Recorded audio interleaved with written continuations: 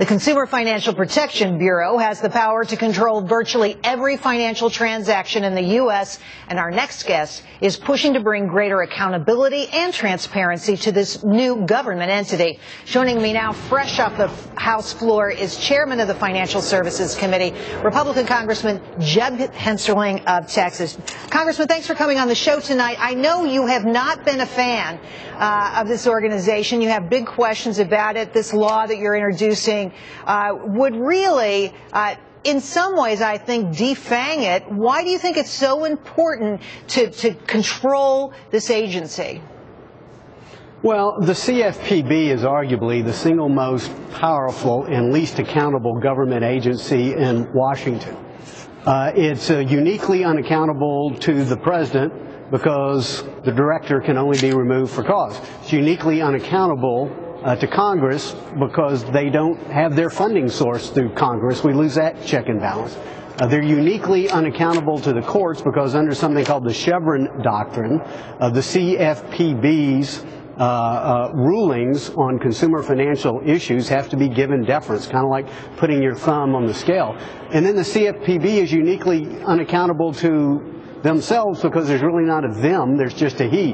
One unelected, unaccountable director, right, who really has the discretionary power to declare any mortgage, any credit card, any payday loan as abusive and essentially take it off the market. That's an abuse of power. Let me interrupt you there, Congressman. Let me interrupt you there, because they are powerful, but I don't think they're the most powerful entity in the country, not by a long shot. Here's what I find confusing about them and concerning. Didn't we have a Federal Trade Commission? Don't we have a Consumer Product Safety Commission? Don't we have generals in almost every state? Isn't this just redundant, if nothing else? Well, partially it is redundant, but all new powers have been given to this agency. And what I'm saying is it's uniquely, again, it's the combination of how powerful it is at the same time how unaccountable it is what makes it so unique. And so true consumer protection has everything to do with fostering transparent, innovative, competitive markets, vigorously policed for force.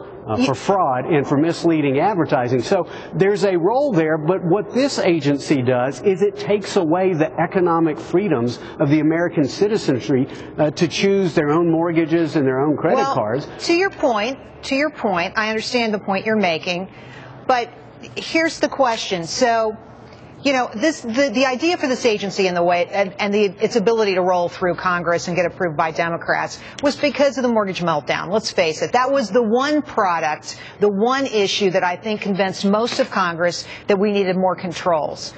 Congress could have stopped that. Congress could have stopped the mortgage meltdown. Congress could have gotten involved and gotten in the way and put the brakes on, but it didn't. So, I mean, at the end of the day, doesn't Congress have itself to blame for some of these problems? Well, Washington, in general, has to be blamed. I mean, let's face it, the great public policy crisis our public policy lament of the financial crisis was not that Washington failed to prevent the crisis, it's that in many ways Washington led us into the crisis. Right.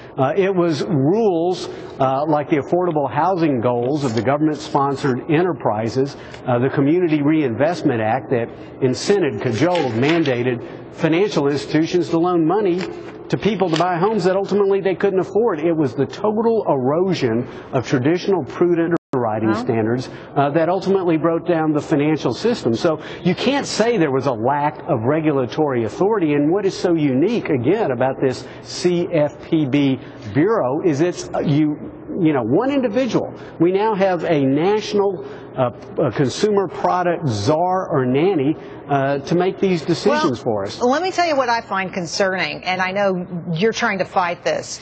The CFPB, and boy do they need another name, they're in the business of data collection. And apparently they want to collect more information on consumers than anybody else has. So imagine all the folks who data mine out there, all the companies that make it their business to know our private business. The CFPB would like to be even better at that. What do you want to do about that? Well, they're collecting hundreds of millions of personal consumer financial data.